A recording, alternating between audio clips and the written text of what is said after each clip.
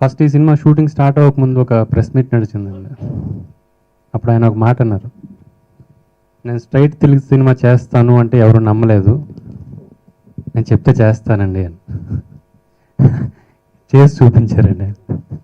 ఆయన యాటిట్యూడే ఈ సినిమా. ఈ సినిమాలో ఒక ఫాదర్ కనిపిస్తారు, ఒక పోలీస్ ఆఫీసర్ కనిపిస్తారు, ఒక హస్బెండ్ కనిపిస్తారు, ఒక ఇంటెలిజెన్స్ కనిపిస్తుంది సినిమాలో. మనం చాలాసార్లు అనుకుంటాం, ఏదైనా మంచి ఇంగ్లీష్ సినిమా చూసినప్పుడు మన సినిమాల్లో కూడా సాంగ్స్ లేకుండా ఒక ఫ్లోలో, ఒక జానర్లో ఏదైతే ఎత్తుకున్నామో కథ, ఆ కథ మీదే నడిచే ఒక సినిమా మనం చూస్తామా, వస్తే బాగుండు అని. ఇది అలాంటి సినిమా అండి. స్టార్ట్ అయిన ఒక 10 నిమిషాల దాకా మామూలుగా నడుస్తున్న ఒక కథలో ఒక 10 నిమిషాల తర్వాత హార్ట్ బీట్ పెరిగి క్లైమాక్స్ దాకా అదే హార్ట్ బీట్ మెయింటైన్ అవుతుంది. నిమిషం నిమిషం థ్రిల్ ఉంటుంది, నిమిషం నిమిషం యాక్షన్ ఉంటుంది, యాక్షన్ ఫీల్ ఉంటుంది, ఎమోషన్స్ ఉంటాయి. అండ్ ఇందాక నేను చెప్తున్నారు కమల్ సార్ గురించి. ఒక కళ, ఆయనతో ఫోటో దిగాలని, ఆయనతో మాట్లాడాలని, ఆయనకి నేనంటూ రాసుకుంటే ఒక కథ ఆయనకి చెప్పాలని, ఆయనతో పనిచేయాలని, ఆ కళ ఈ సినిమాతో నాకు నెరవేరింది.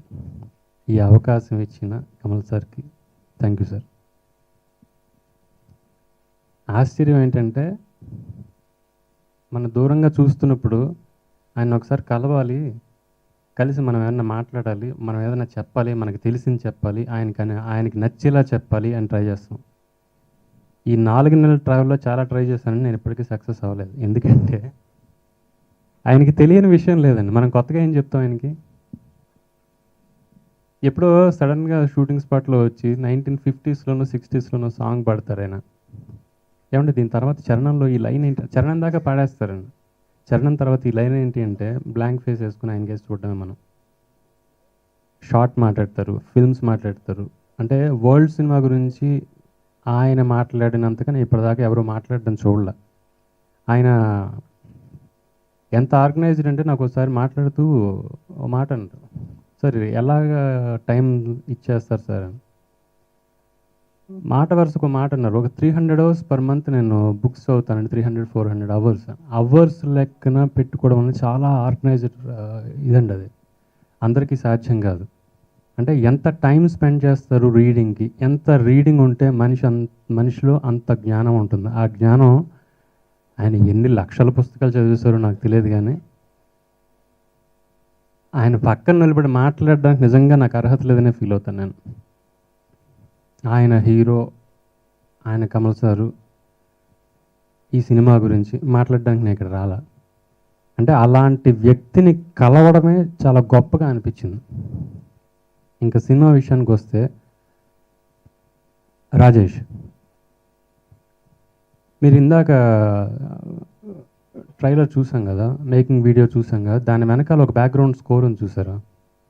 ఆ స్కోర్ వింటున్నప్పుడు మనలో ఒక ఎగ్జైట్మెంట్ ఉంటుంది కదా, ఏం జరుగుతుంది. త్రూఅవుట్ ఫిల్మ్ ప్రతి ఫ్రేము, ప్రతి షాట్ పరిగెత్తేలా ప్లాన్ చేసి కెమెరామెన్తో కలిసి కూర్చుని, సార్తో కూర్చుని, ప్రతి షాట్ డిజైన్డ్గా చాలా ప్రాపర్ ప్లానింగ్ తోటి, సెట్లో ఎటువంటి కన్ఫ్యూజన్ లేకుండా, ఈ షాట్ తర్వాత ఇది చేయబోతున్నాం, దీని తర్వాత ఇది చేయబోతున్నాం, చాలా క్లియర్ మైండ్ తోటి ఈ సినిమా షూటింగ్ నడిచిందండి. అది మీకు సినిమా చూస్తే క్లియర్గా అర్థమవుతుంది, ఎక్కడ కన్ఫ్యూజన్స్ ఉండవు.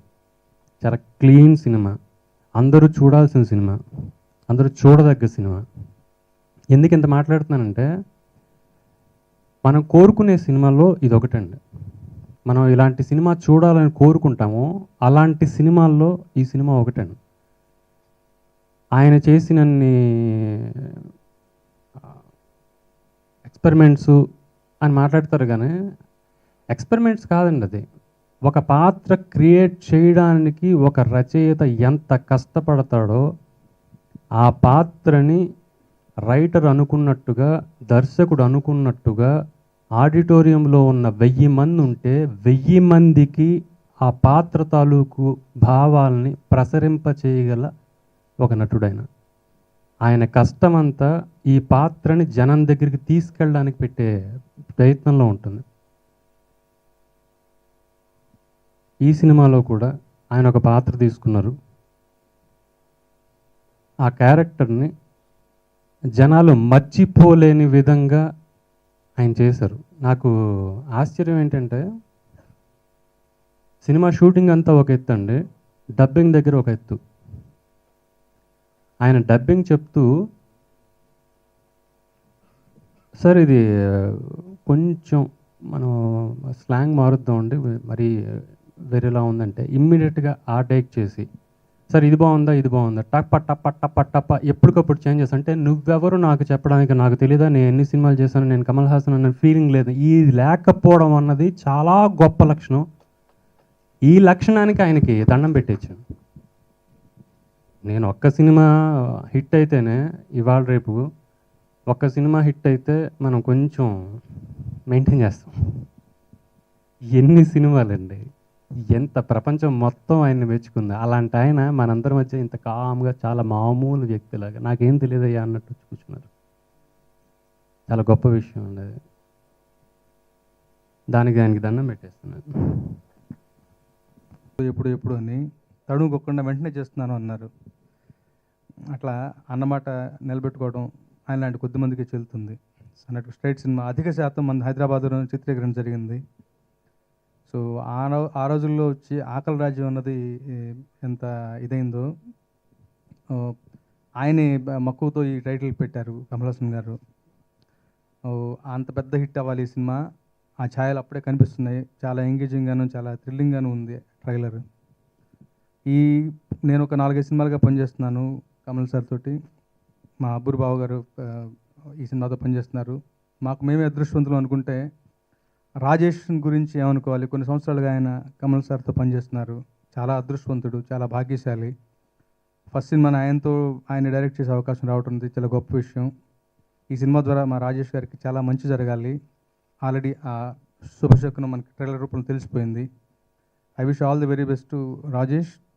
అలాగే ఈ సినిమాలో నాకు మరొకసారి అవకాశం ఇచ్చినందుకు కమల్ సార్కి, రాజ్ కమల్ ఫిల్మ్స్కి, గౌతమ్ మేడం గారికి అందరికీ థ్యాంక్స్ చెప్పుకుంటూ, మ్యూజిక్ గురించి ఈ సినిమాలో నాకు కొంచెం వెల్తి కొరతగానే ఉంది. ఎందుకంటే ఒకే ఒక ప్రమోషనల్ సాంగ్ ఉంది. సో ఉత్తమమైన పాటలు నిజంగా 5-6 పాటలు ఉన్నాయి, బిట్ సాంగ్లు ఉన్నాయి. మళ్ళీ కేబీ సార్ మీద రాసిన పోయం, ఇవన్నీ ట్రాన్స్లేషన్ చాలా వరకు నిజంగా బాగా ఎంజాయ్ చేశాను. అంత వాల్యూమ్ ఆఫ్ వర్క్ ఉంది. ఈ సినిమాలో ఒకే ఒక పాట ఉంది, బట్ శక్తివంచన లేకుండా కృషి చేశాను. దీంట్లో మంచి విషయం ఏంటంటే, నాకు రాజేష్ ఇచ్చినటువంటి ఫ్రీడమ్. తమిళ్లో వైరముత్ సార్ రాశారు ఈ పాట, కానీ అది పట్టించుకోకుండా తెలుగు నేటివిటీకి ఏం కావాలో మీరు ఫ్రీడమ్ తీసుకుని రాయండి అని చెప్పి రాజేష్ నన్ను ఎంకరేజ్ చేయడం నాకు చాలా సంతోషంగా అనిపించింది. మళ్ళీ ఆ పాటను కూడా కమల్ సరే పాడారు. ఆయనతో పాడేటప్పుడు పక్కన ఉండటం కూడా నిజంగా ఒక మధుర అనుభూతి. ఇంకొక విషయం దాచుకుని ఉండలేను. నేను అబ్బు రవి గారు ఇద్దరం కలిసి కమల్ హాసన్ గారిని రిక్వెస్ట్ చేసి ఆయనతో పాటు ఒక సీన్లో కనిపించే ఒక అవకాశాన్ని పొందాము. అది ఒక లైఫ్ టైం మెమరీ మాకు. సో ఎప్పుడు సినిమా రిలీజ్ అవుతుందని నేను ఆత్రంగా ఎదురు చూస్తున్నాను. ఇలాంటి ప్రాజెక్ట్లో నాకు అవకాశం ఇచ్చినందుకు అందరికీ మరొకసారి కృతజ్ఞతలు తెలుపుకుంటూ, మళ్ళీ కమల్ సార్తో పనిచేసే అవకాశం కోసం ఎదురు చూస్తూ సెలవు తీసుకుంటాను. నేను సరిపోతాను అని చెప్పి నాకు ఈ అవకాశం ఇచ్చినందుకు రాజేష్ గారికి చాలా థ్యాంక్స్.